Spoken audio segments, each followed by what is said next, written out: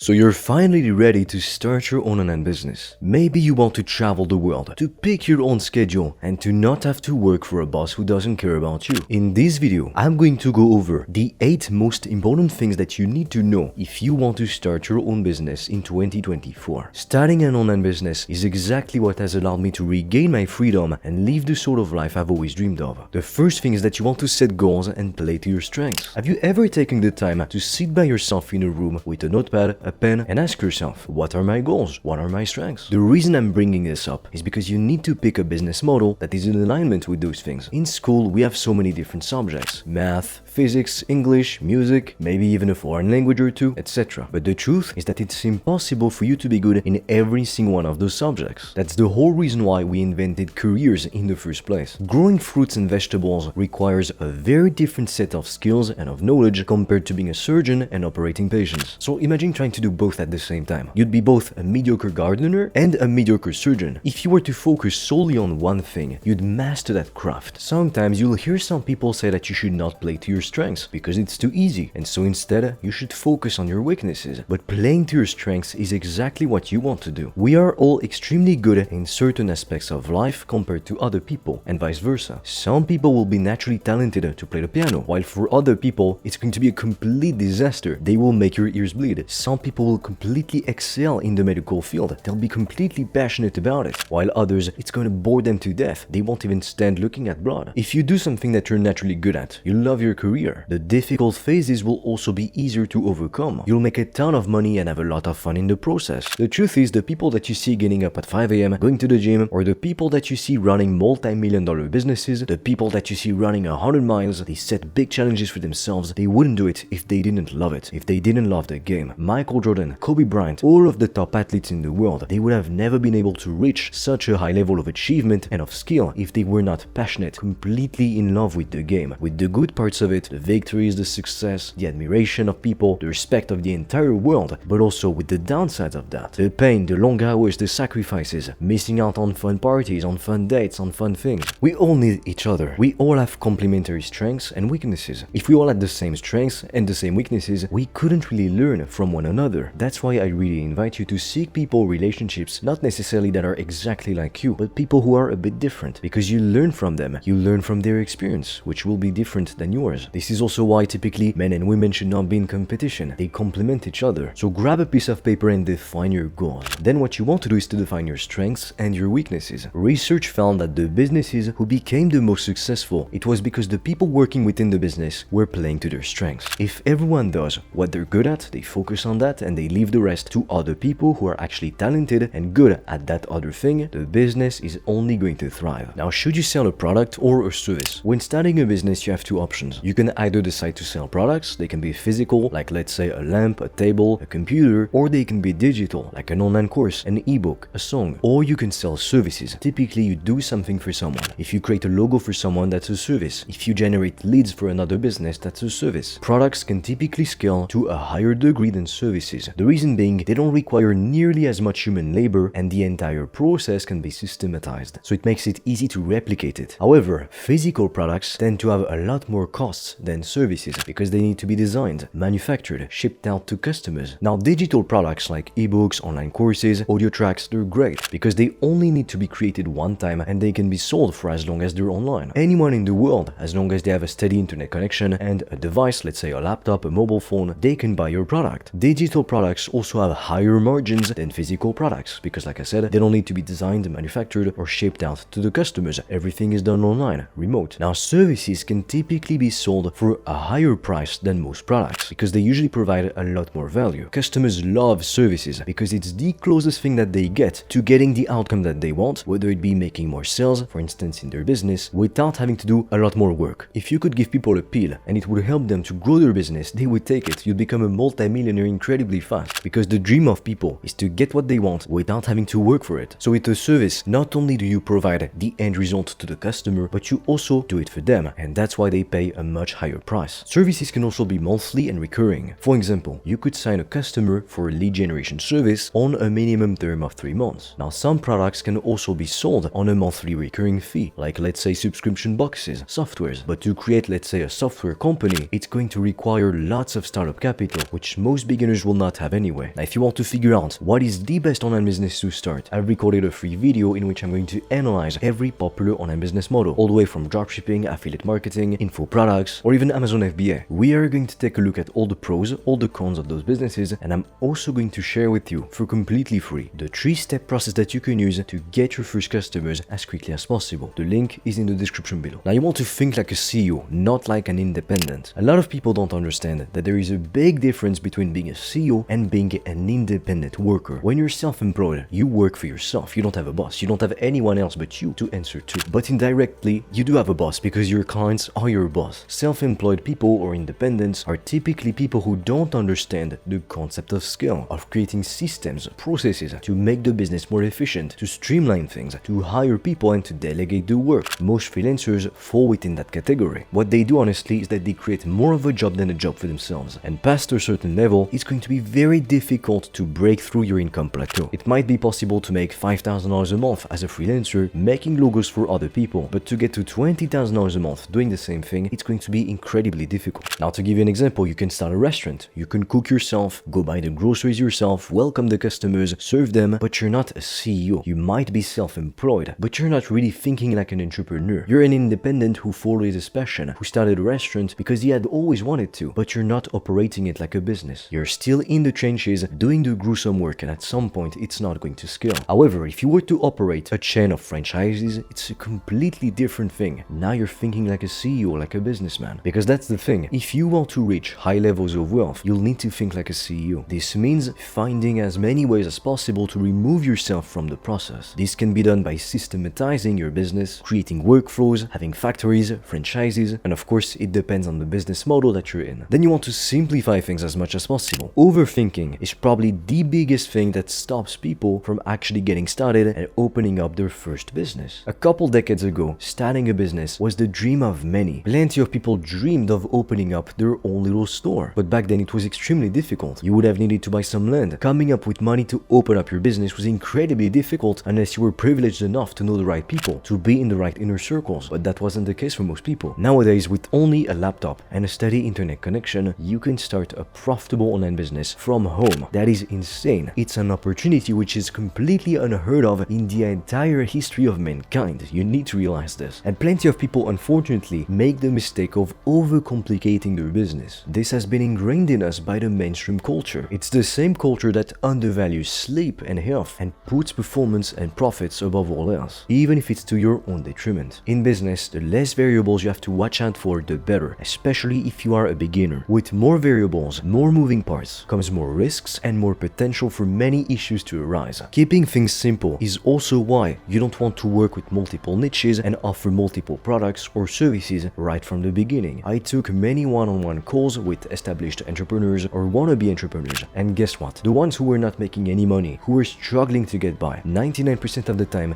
they were the people trying to target multiple niches at the same time, trying to offer different services to different people. All it's going to do is to spread yourself thin and confuse you. Pick one niche, one product, or one service, make it work, and then you can expand if you want. That is how scaling works. The next thing that you really need to watch out for is communication overhead. Jeff Bezos believes that Amazon customers should not even have to speak to customer support. In his eyes, a high level of communication between the customers and the Amazon employees is a bad sign. It shows that there are many inefficiencies in the process that need to be corrected. Because think about this, if you buy something on Amazon, you get the order, everything is fine. You don't need to go in to send an email to Amazon. You don't need to go ahead and contact their customer support staff. You got what you wanted, you're perfectly satisfied. Next time you'll come back and buy on their store. Understand this, the more people are involved in your business or in your project, the higher the chances of the message getting distorted and things starting to break. It's kind of like the Chinese whispers game. A message is whispered from person to person, and then the last message is compared to the original one. Usually it's completely different. The message ended up being distorted. That's typically what happens with fake news and rumors on social media. Information spreads so fast that we barely have any time to judge its accuracy. What works best is small, tight, elite teams. Think about the special forces. They're not groups of 2,000 people. They're small, united teams of highly dedicated and highly trained soldiers. In business, the same is true. The more contractors or the more employees you have, the harder it becomes to supervise everyone and to make sure that everyone is doing their job right and on time. Now, we can't talk about starting a business without talking about customer acquisition, obviously. Customer acquisition is the the most important part of any business. Human beings need oxygen to live. Businesses need money. I see so many people fixated on customer service